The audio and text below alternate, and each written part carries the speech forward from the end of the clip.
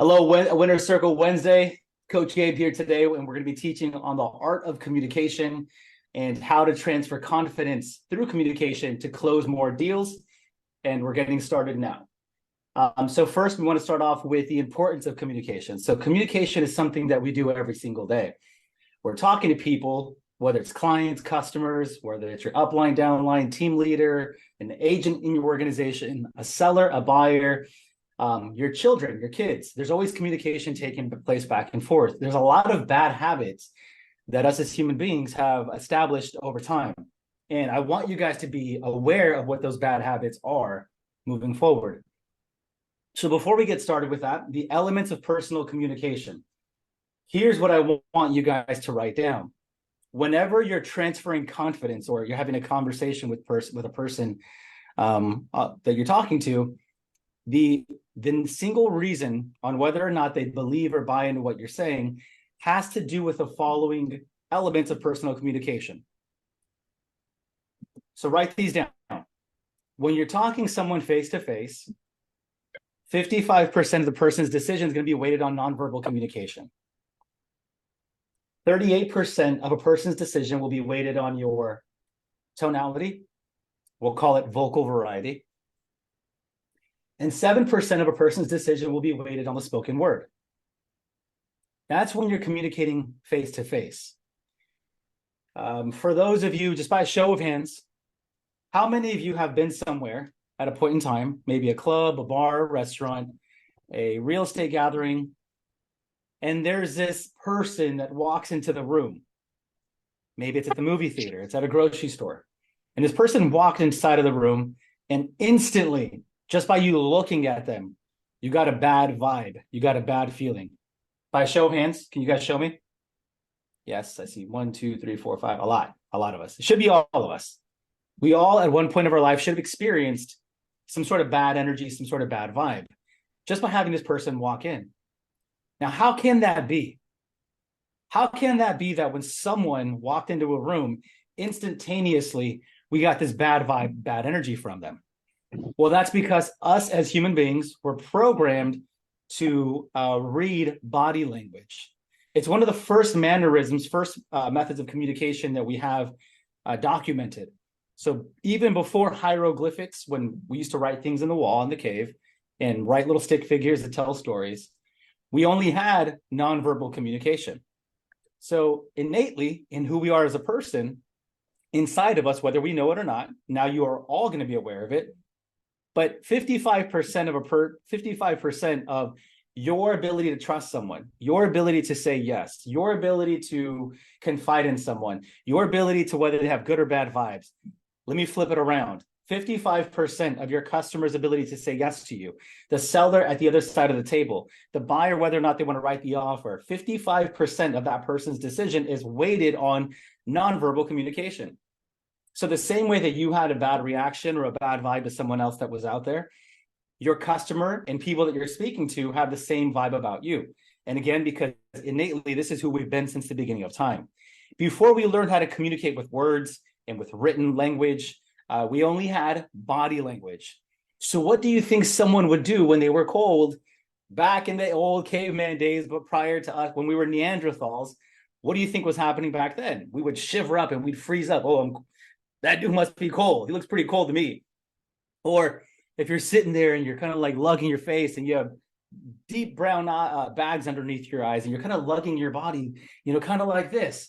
It's like that guy must be tired or sick or something must be going on with them. Or maybe I'm just sitting in the corner and I'm just like this. Anxious, upset, something's going on. And we're able to read a person's mood, attitude, who they are, whether we trust them or not, based on nonverbal communication. Now, all of you who are on the call today, you all do this. You give off cues to people that you're talking to just based on the way that your mannerisms are, how you express yourself with your body and with your hands.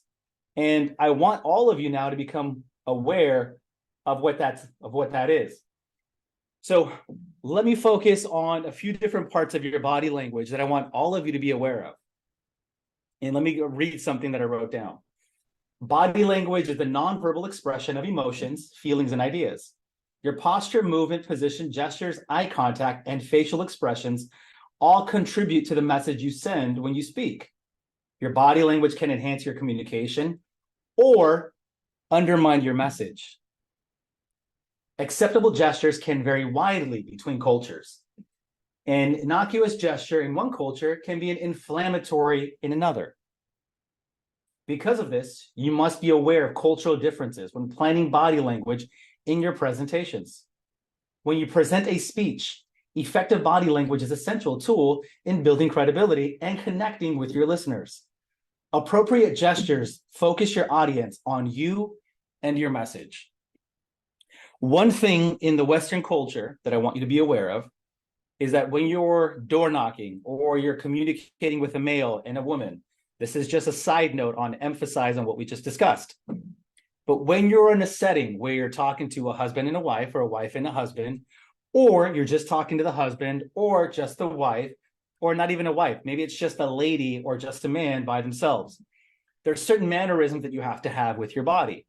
I'll give you an example from the male perspective, and then hopefully it'll open some ideas to all of you. So if you're a lady and we go door knocking, or you're a lady and you walk into the open house and it's just you by yourself and I'm standing there, this 6'5", shredded, handsome Hispanic male that I am, and you walk in, you're like, that's a big dude. I'm just kidding. I'm not 6'5", I'm 5'7.5", 8, depending on which leg I stand on.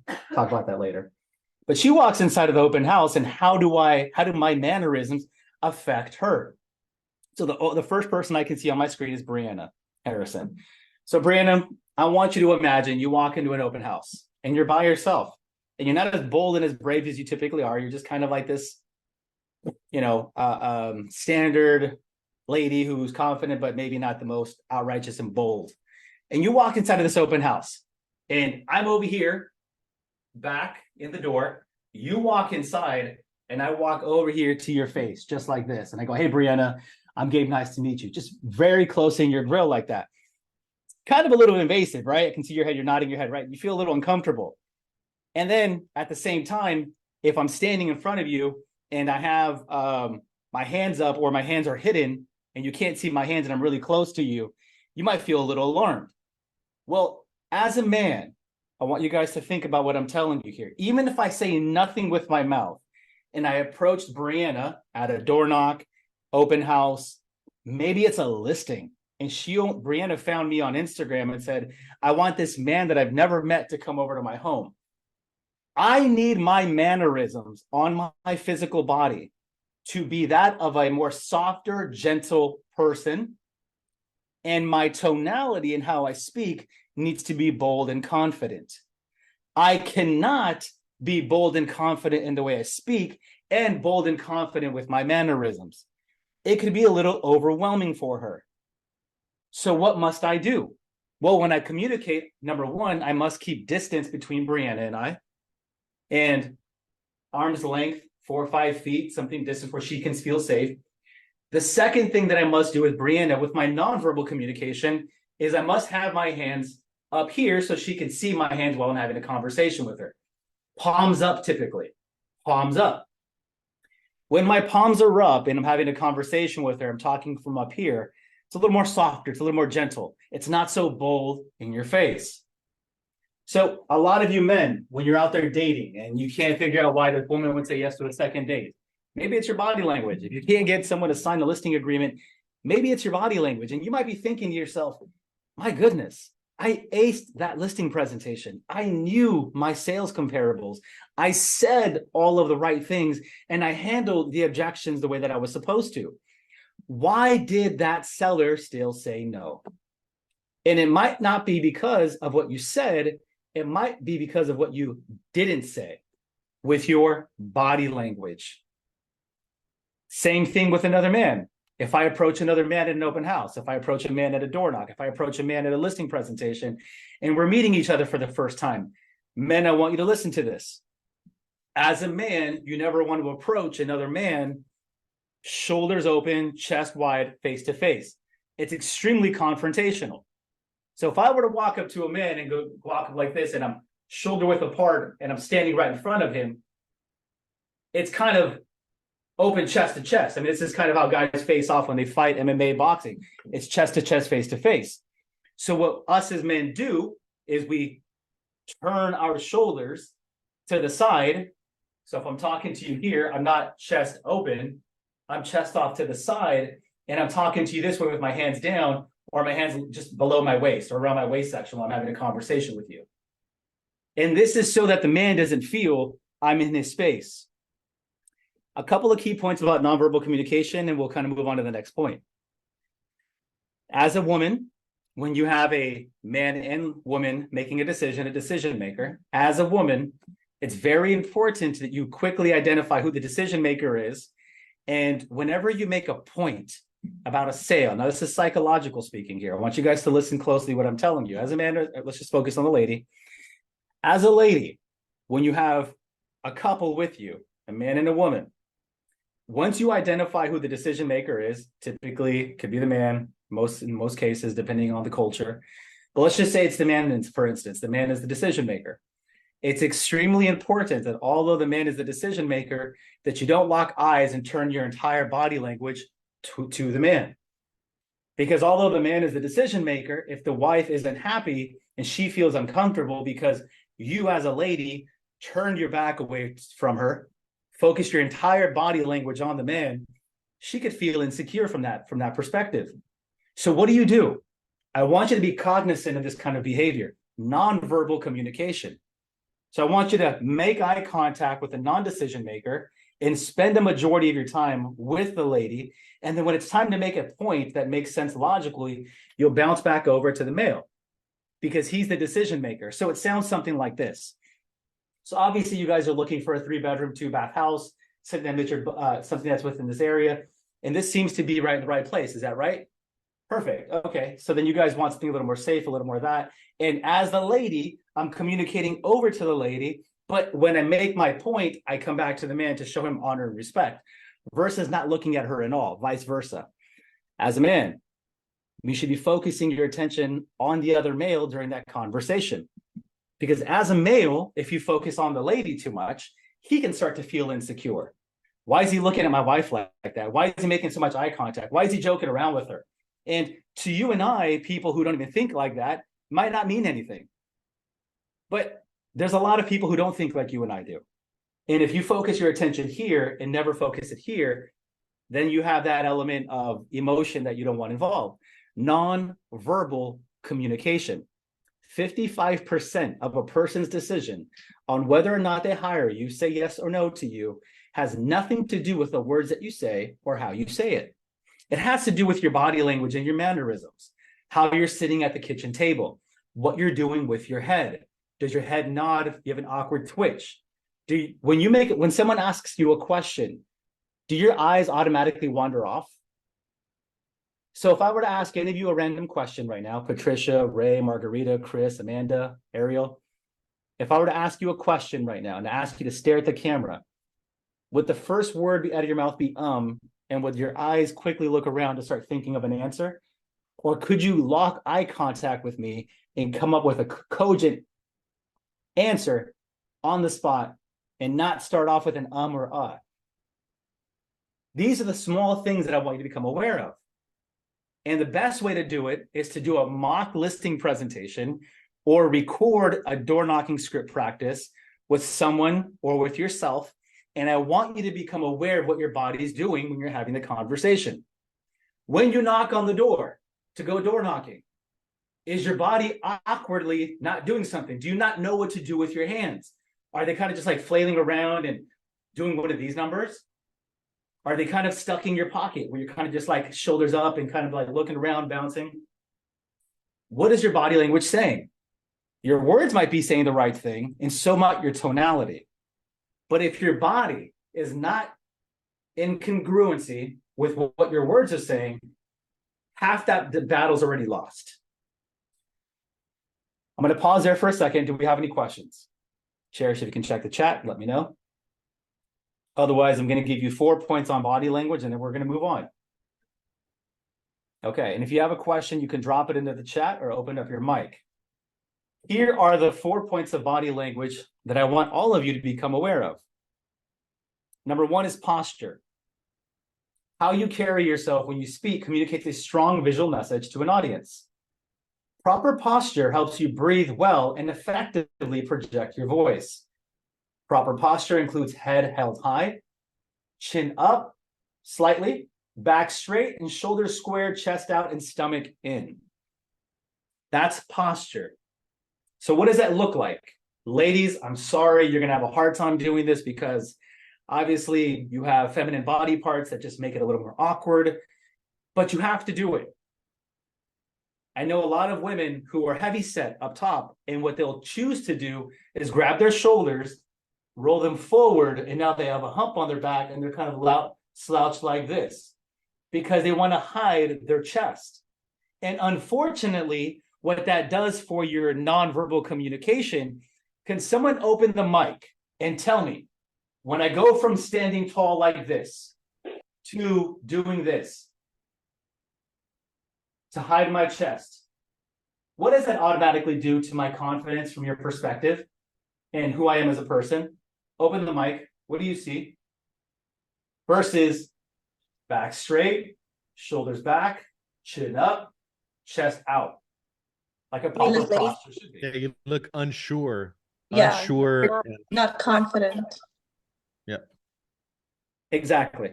I lack confidence. I'm not sure. Could you Insecure. imagine insecure if I rolled up to an appointment with my shoulders forward, down like this, and kind of just like head held, head high. Hi, my arms would be all awkward and uncomfortable. Yes.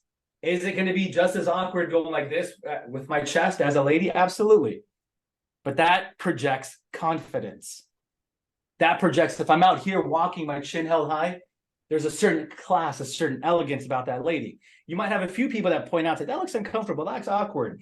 That's okay. That's not your audience. They're not meant for you. There's a certain audience that is. Point number 2 on body language that I want all of you to become aware of. Stance. When standing, your stance is the way you position your body. Practice your stance by standing with your knees relaxed, feet shoulder width apart, and shoulders squared. Please, ladies, do not stand with your legs completely together the entire time. You're standing at an open house, standing at a listing presentation. I need you to open your legs just under shoulder width apart. Now, not at shoulder width apart, nor do I want you wider than shoulder width apart. I do want you just under shoulder width apart. You need to have confidence. So you need to have your stance to scream power. And again, ladies and gentlemen, listen to what I'm telling you carefully here. 55% of your seller or buyer or new lead who just called you, walked into an open house, 55% of their decision is weighted on the nonverbal communication. So when you see me on stage, when you see me at an open house, my feet are shoulder width apart. My chest is out. My shoulders are broad. My chin is up, and I'm standing and I'm taking up space because that's what confident people do. So number 1 is posture. Number 2 is your stance. How are you standing when someone sees you? No more feet together. No more feet crossing. No more knees kind of bending, ladies. What I do. Men, Awesome. especially not us. Feet need to be shoulder width apart minimum. Cock your toes out slightly so they have a small angle to them. Chest wide and shoulders broad for us men. Position. Practice in front of a mirror with a friend or with a mentor. Adjust your position until you see the message you want communicate reflected back to you in the mirror. Those with physical concerns can practice in front of a mentor or friend and can ask what appears more confident. The best position will always be what feels natural and comfortable. What do we mean by position? So while you're giving your presentation, while you're bringing a person through an open house, you have to be aware of your position at all times and what your body's doing. So for instance, if I'm talking to someone and I have a kitchen here beside me, what I don't want to have happen is I don't want to have my body right in front of them, shoulder width apart, chest out, and talking to this person just like this while I'm having that conversation. What I might want to do is turn my body and learn how to use my body with the space around me to create confidence while I'm having that conversation. What does that sound? What does that look like? It might look something like this. You're my open house guest, and I'm looking back over my right shoulder to you. And as I'm walking you through the open house, I might say, you're going to love this kitchen. This kitchen is beautiful. It's grand. And actually what you might see is all of this. Isn't that wonderful? My body's open. My body language is open. I'm using the space, but I'm still controlling the space with my hands. Take a look at all of this. Do you see what this has to offer? It's big. And I'm using my body in the space. Movement. If you're physically able to move, it adds energy to a variety of your presentation, changing your position or location by stepping out of the behind the lectern, and that's more of a speech. But posture, stance, position, movement, those are the different parts of body language that I want all of you to be aware of moving forward, because 55% of your prospect's decision has nothing to do with what you say or how you say it. It has to do with your mannerisms and how you control your body. I'll pause there for a quick second before we move over to vocal tonality and vocal patterns. Any thoughts or questions? And then Cherish, let me know if there's anything in the chat.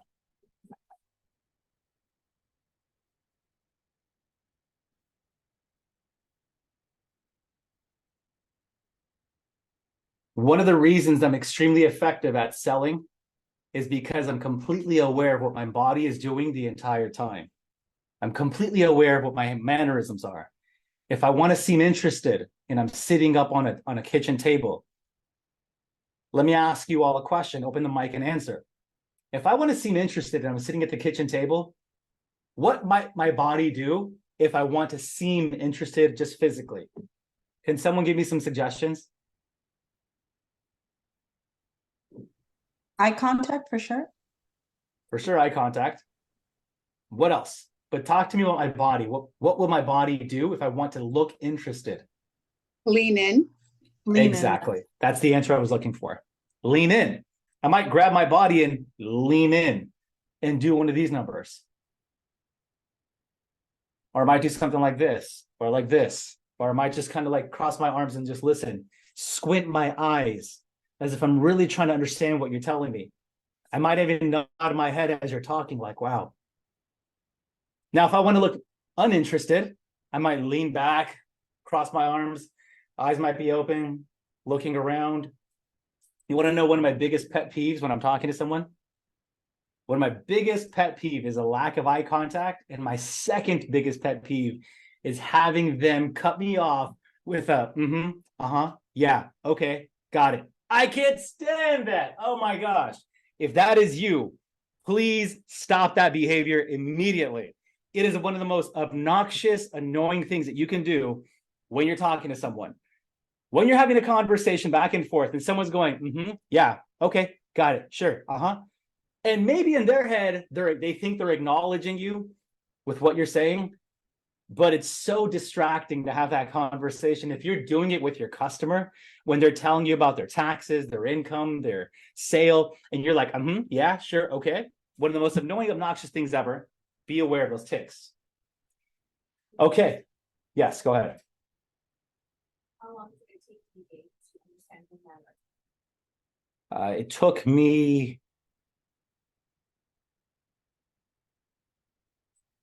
maybe about 6 months to understand what my mannerisms were. And it took me about 3 years to master my mannerisms.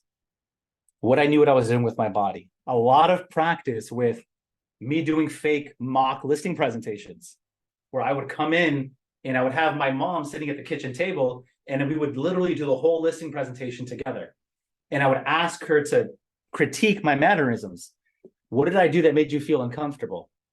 What did I do that made you question me? Why, when we were talking, did you look at my hands and my body when we were doing this? And it was a back and forth thing. See, I became obsessed with understanding the art of sales. And the very first thing in the art of sales is the art of persuasion. How do you persuade someone? And this is literally the foundation of art of persuasion when you're communicating with someone. If you look at all of these elections and these presidential candidates or just people who are running for office, I want you to go take a look at some of their mannerisms. You might see some of them answer a question and they do this with their nose. when they're nervous, or they do this with their ear when they're nervous, and they have a question they have to answer. These little nervous ticks. They'll grab their nose. You'll see them kind of just like look away and look over here. See, whenever someone is making up a lie, they'll look up and they'll look to the left. Or is it the right? Yeah, excuse me, it's the right. They'll look up to the right because this part of the brain controls thinking and thought process and ideas, creation. So when someone's lying, you'll see them look up to the right and be like, and they'll start just contemplating like something. So this is like FBI investigations when they start to like look at people and their mannerisms. You can start to tell when people are lying. When we're talking about mannerisms, if you're on camera and you're selling something, you should always point to your right side because this is the decision making. People to the right, they'll look this way. Left is logical, so they'll any information on camera. If you look at a lot of high-end salespeople, a lot of the information will be on this side. Their click the button action will be on this side. It's some interesting stuff when you start going down this rabbit hole of the art of persuasion in sales. But for fundamental purposes, I want all of you just to be aware of what your body's doing. It's the most important thing. What is your body saying? Okay, moving on. Point number 2, and the final point, which is your tonality in your spoken word. Your tonality, your vocal variety, makes up 38% of a person's decision on whether or not they say yes or no to you. This is how you say your words. This isn't the words, and this isn't your body. This is how you say it. So 38% is your vocal variety. Let me give you guys something on your vocal variety. An outstanding salesperson is very engaging. They make you forget where you are and what you were thinking about before you began speaking. They are intriguing, entertaining, interesting, and in the end, you gain from what they shared and you are convinced, even if it's just a funny story. Aside from presenting a well-crafted speech or conversation, compelling salespeople and speakers take full advantage of their voices. Vocal variety is more than a sound or a quality. It's how a speaker uses silence, pace to build tension and add impact. Each speaker has a unique way of varying their voice. The variations of components are a vocal variety. Specifically, vocal variety is made up of pitch, tone, volume, pace. When you present a conversation and you effectively use vocal variety to be essential to connect with your audience members and to make every word impactful. So vocal variety, I want you guys to write these down. Number 1 is your pitch. When you have a conversation with someone, your pitch is very important. Your pitch is where in your octave chart are you speaking from. Your pitch can be all the way up here and you can sound like Mickey Mouse. And it can be all the way down here and you can sound like a very powerful police officer. But somewhere in that register, you have a pitch. And yes, your pitch can be very annoying. Naturally. You can have a very uncomfortable, ear-piercing pitch that every time you talk, people just go, shut up already.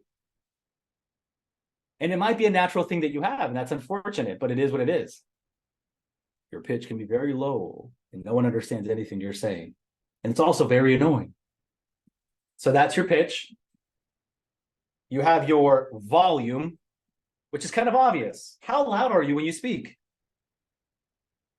Oh my gosh, Latinos are the loudest. Let me tell you about my amiga. She's just like this. And she's so vocal. She's so loud in her tonality. She's like, you can't believe it. Your volume. How loud or low when you're talking? I can't even hear you. Your volume's too low. Crank that dial up and talk really, really, really loud. And that's your volume, ladies and gentlemen.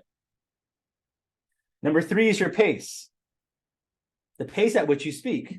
So you have people in New York, they have a very fast pace or talk really, really quickly. They'll talk like this, and they'll talk to you like, hey man, listen up, you want that over here? Kind of talk to you want about, hey, listen, you think about investing, blah, blah, blah. They're really quick. Their pace is fast. And then you have people in Texas, y'all. Their pace is a little different. They talk like this, and they don't like those city slick talkers over there. They're like, man, those city slickers over there trying to sell us something, and I ain't having it. I ain't buying it. They're a little slower on their pace. And these are all the vocal varieties that you have to think about when you're presenting. Gabe, I can't get a luxury client over 2 million. And I sit down with them often, but they just don't sign with me. Well, did you know that demographic of clientele, how do they normally speak? Can someone tell me when you have more traditional, older money, $3, $4, $5 million estate, they're very successful, a doctor, attorney, maybe a politician, business owner. Even if you've watched some of Elon Musk's interviews, someone tell me, what's their pitch? What's their pace? What's their volume? Go ahead. Open up the mic. What is it?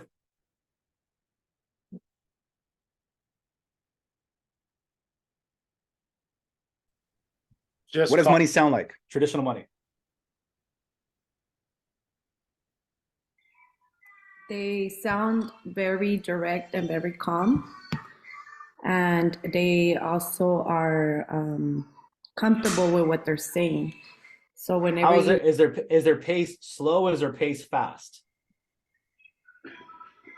slow. Like they talk really, really fast, they talk really fast like this, or do they kind of slow it down a little bit? Are they a little slower? slow it down.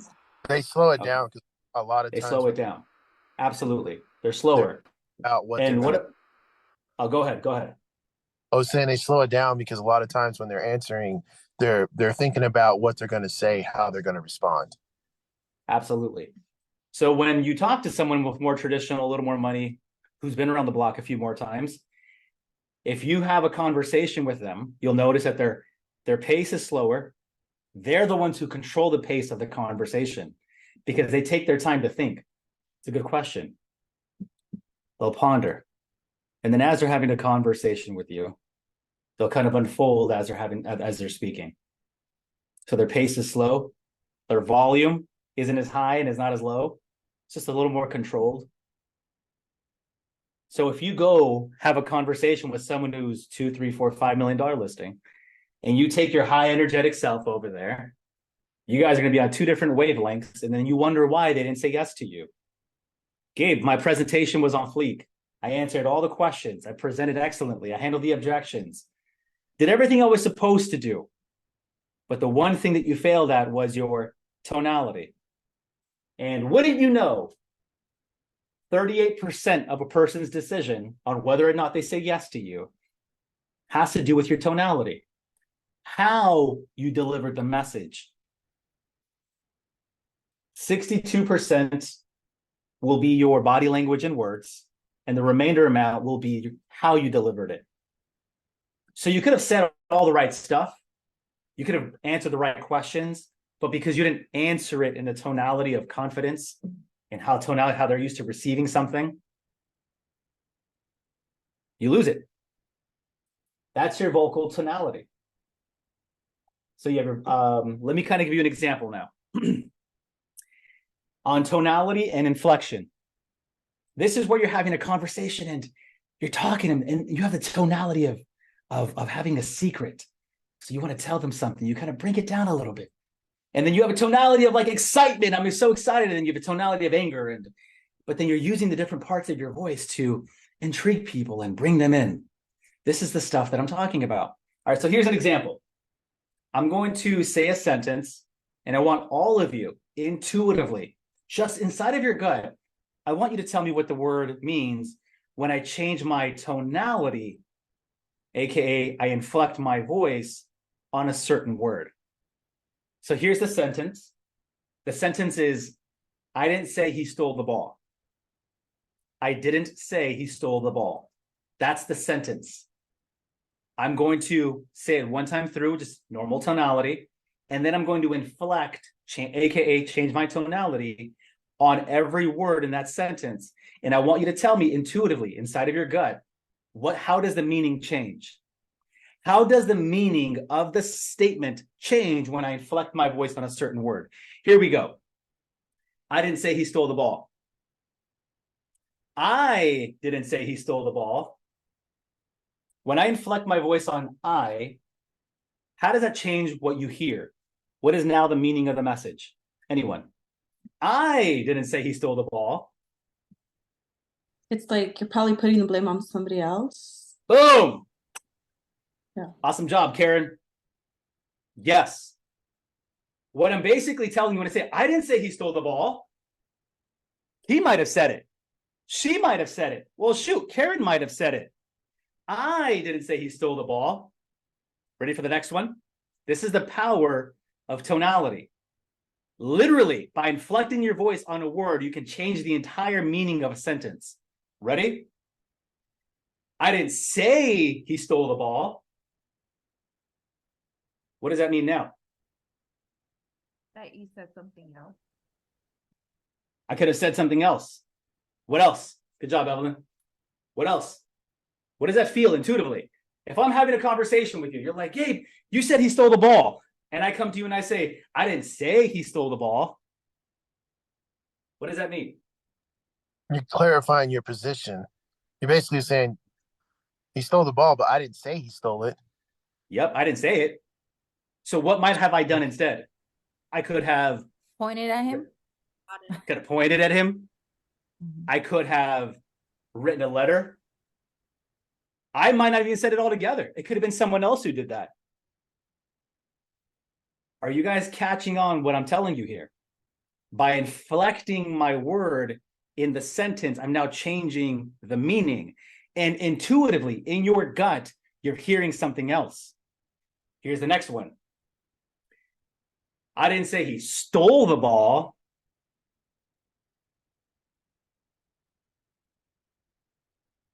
I didn't say he stole it. Defensive and deflective. Defensive, deflective. What else? Come on, open your mics. You guys just start throwing out the answer in your gut. I didn't say he stole the ball. You said something else other than stealing it. Yeah. What else? Like what else? Give me an example. Like what else? He could You have sound kicked. guilty. You sound guilty. Like you He could have did borrowed. it. He I'll could believe you. he could have borrowed it. Or maybe you guys found the ball. Didn't know Or it maybe was we stolen. maybe we found it. Or maybe we hid it. I didn't say he stole it. I said maybe he hid it. I didn't say he stole the ball. Gabe, you said he stole the ball. I didn't say he stole it. I might have insinuated it. I might have told you he hid it. I might have told you he found it, but I didn't say he stole it. Here we go. Last one. Gabe, you said he stole the ball. I didn't say he stole the ball. He stole something else. He insinuated Oh! he stole something else. Yeah.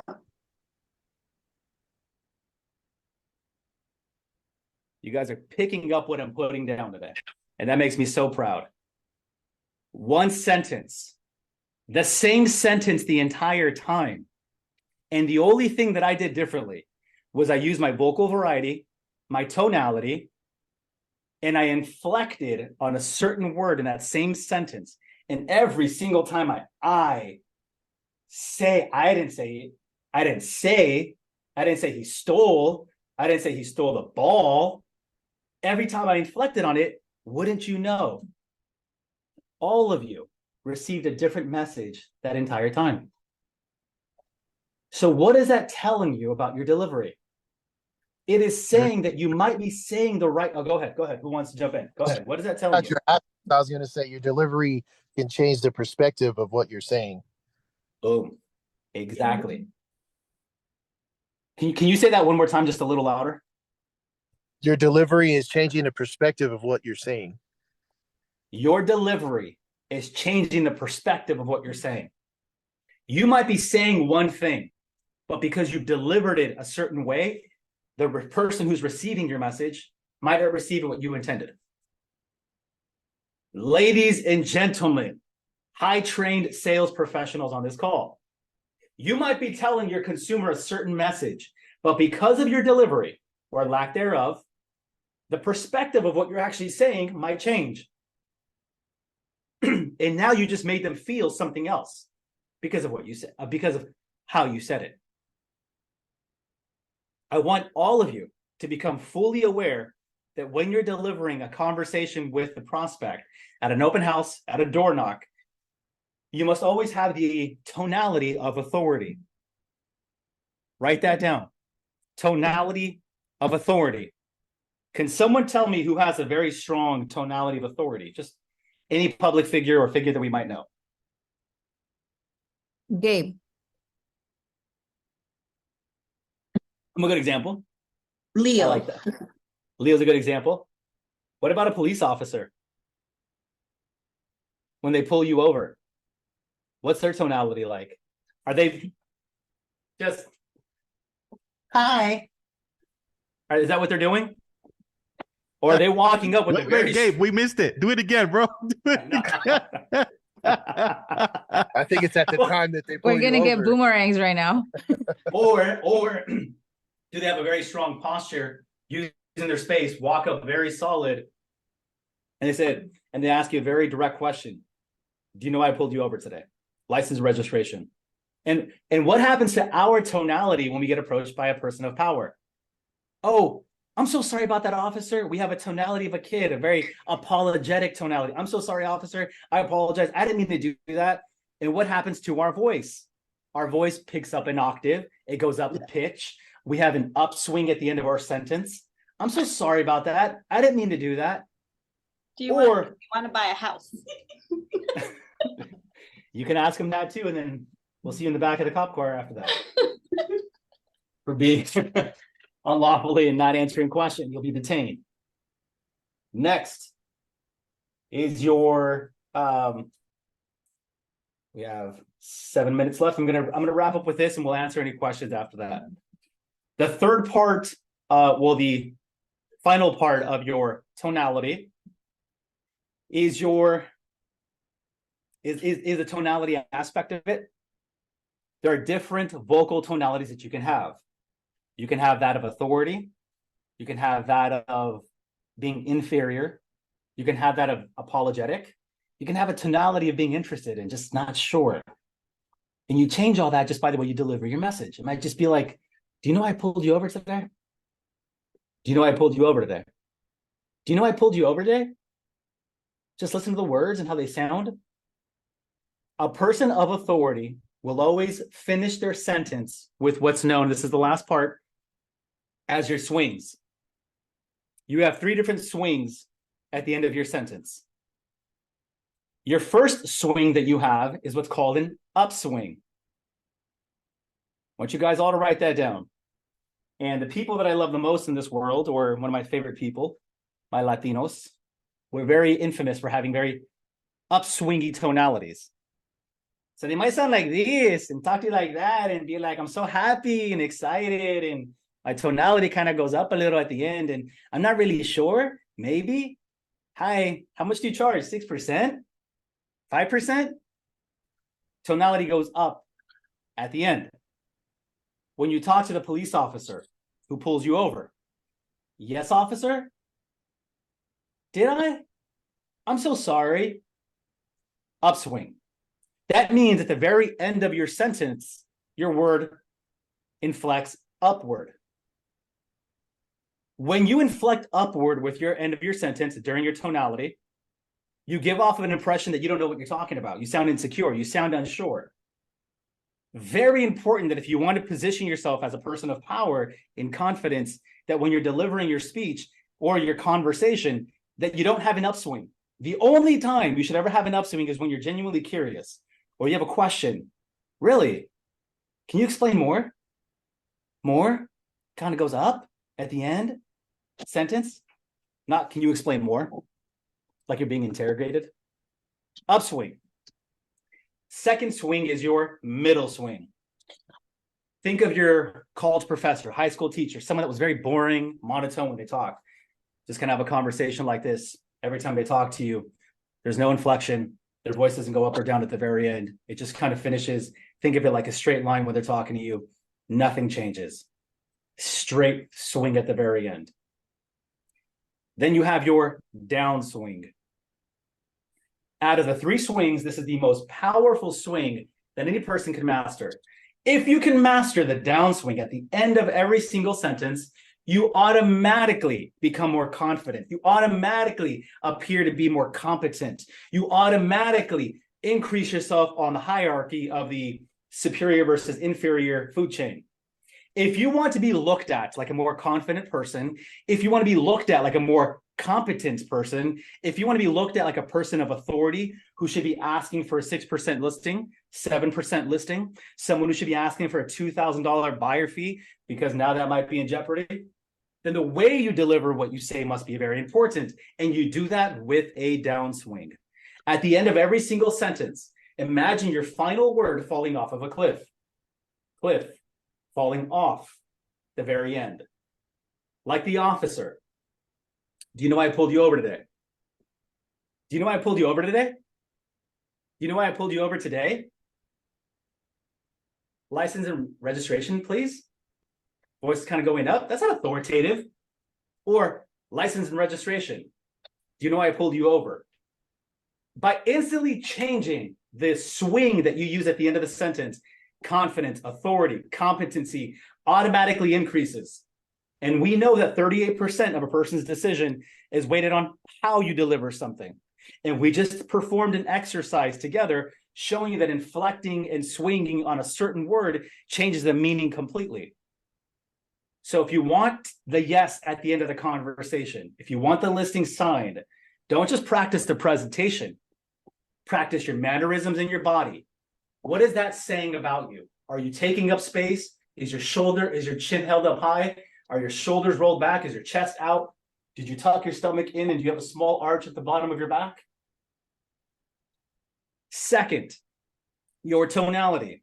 How is your pitch? Are you matching them? Are you all the way up here when you should be down here? Is your tonality matching theirs? And lastly, do you have a swing at the end of your voice so that you sound and appear more authoritative? These are the components on becoming a more masterful, persuasive, confident, and authoritative figure when you're around your clients. And if you can carry those behaviors, walking into an open house, showing the property, looking at the client in the eyes and saying, this matches the home that you're looking for, correct? Downward tonality, very authoritative, friendly at the same time, correct? It is checks off pretty much 70% of the boxes that you're looking for, right? Wonderful. Let's draft an offer for you. And now the client feels in control. They feel safe. Hey, does it make sense about the marketing plan? Absolutely. Are you confident and comfortable that I can get the home sold for you? Absolutely. Wonderful. The only thing I need left before I leave is to autograph your agreement. I need you to autograph the agreement so we can get the paperwork finished. Sound good? Sounds good. Wonderful. Pleasure doing business with you. I am confident. And if you implement these changes into your vocal variety, into your body language, and more importantly, your presentation, your yeses will increase, your signed contracts will increase, and I believe beyond a shadow of a doubt that your income will increase because people will begin looking at you like a more confident, competent, and authoritative communicator. We're at 11 o'clock. Any final thoughts before we wrap up? I would like to hear a couple of people share their takeaways, and I'd like to have a couple of questions answered before we wrap up. So go ahead. Powerful Takeaways or stuff, questions? Gabe. Powerful stuff, bro. Powerful stuff. Love it. Thank you, brother. Thank you, brother. Thank you for that. Like, hey, powerful stuff. You're like, Absolutely not. no, Powerful like, stuff? wait, no, You're not kind of that. questioning me, man. You don't sound sure. Yeah, I'm like, wait a minute, what happened? It's good stuff. Thank you. Let's get Yeah. 1 to 2 people to share their takeaways. Go ahead. Open your mic. One of the Yeah. takeaways was the power of tonality. Like, for example, when you did right now the exercise with the one sentence, I think that Pause. With the one sentence? Who heard that in her voice? With the one, she said with the one sentence, her voice went up. Can you Yeah. say that again, but just at the end of sentence? Can you just say at the end of that sentence? at the end of that sentence. Boom. There you go. Go ahead. Now I don't want to talk. No, I'm just kidding. No, but that was a really good exercise. It just really showed us the power of tonality. Love that. Wow. Thank you for sharing that, Roslyn. Let's get one more person to share their takeaway. Yeah. For me, I think it was more of a reality check, realizing so much work that I need to get done. Like when you were saying, just us, well, I'm Hispanic. I realized how much of this I do without conscious, so subconscious that you just do and talk certain way, and the power of changing tonality. I think that was my biggest takeaway, because when you were talking, I can hear myself saying it the way I shouldn't be saying it. So it was great giving us all these examples, because it was a reality check for me. I never pay attention how my tone. I never really pay attention to all this, but realizing how powerful it is. So that was my biggest takeaway. So thank you for that. Absolutely. And Karen, when you first started speaking, you said, and for me, I want you to say, and for me. Try that again. And for me. And for There you me. go. Excellent. Downward Oh my swing. God, I love this. Thank you. Yes. Okay. Any final questions before we wrap up? Cherish, anything in the comment section? I also did want to add, I didn't mention this, but also when you said lack of eye contact, that your pet peeve, the lack of eye contact and the mannerisms where you go, yeah, I do that a lot. Like I'll do the eye contact, but I'm always doing that all the time. So I have to change, definitely, because I'm always yeah. Yeah. And it could be for two reasons. One, it could be a nervous tick because you just genuinely don't know what to do and you're uncomfortable with silence. Number two, you might actually think that you're benefiting the conversation by saying, yeah, that sounds good, when in reality, you're hurting the conversation right there. So I just want you to be aware of that stuff and don't do it. Only do it when it's necessary. When you hear them finish the sentence, then chime in. Wow, powerful statement there. And just stay quiet. It's okay to be in silence. Another thing that I want you guys to keep in mind when you're introducing yourself to someone for the first time, get rid of wimpy handshakes. No more wimpy handshakes. Don't be sticking your hand out like this. Don't do that. Rule of thumb for your handshake for everyone. Look at the screen, okay? I want everyone to look at the screen. Rule of thumb for your handshake. This part of your hand should lock in with that part of the other person's hand. When you shake their hand. And when you do that, I want you to open your fingers and grab their arm and squeeze it. Gabe, I have a little hand. Gabe, I have a weak hand. I'm not that strong when I try to shake it. If I try to shake it, my hand's going to hold shake and they're going to see me trying too hard. Here's a tip. When you go shake someone's hand, number one, it always must be powerful. Make sure that area is touching that area of their hand. Number two, extend your index finger straight forward. Don't place it down here. Extend your index finger here. And it's going to open up the palm of your hand to take up more real estate on their hand. And then you're able to grab more of their hand with these three fingers and with your thumb, and you'll be able to squeeze more of their hand. Never, ever give a weak handshake. It's one of the most biggest tells that you're unprofessional, uncertain, unconfident in yourself. I need you locking eyes with someone, walking up and smiling, sticking your hand out there and making sure that you're blocking that hand, extending your finger and squeezing their hand and getting used to that. And if you're not used to it, practice it. Okay. I think we're at the end of the time. I hate when men don't give me a firm handshake. Brand, I'm the same exact way. Yes, love the training. Thank you, Gabe. Wonderful. Okay. If you guys got anything good from today, please do me a huge favor. Take a screenshot. Everyone take your phone out. Let's take a photo together and post it. Tag the winner's circle. Let's let people know about the amazing team that we have here, all the amazing coaches that we have here. And let's encourage people to join the family and the team. So everyone bring out your phone. I'm going to take a screenshot of the screen. Here we go. I'll try to get all of you. If you guys want to turn your cameras on so you can come out in the photo. But you guys take a photo as well. Let's tag one another. Here we go. Here's my picture. Ready? 1, 2, and 3. I got it there. Cool, you guys. I got to run out of here, but love you guys. God bless you guys. Go be better, be confident, more effective, more persuasive speakers, and go make some more money. See you guys later. Thank you, Gabe. You're welcome.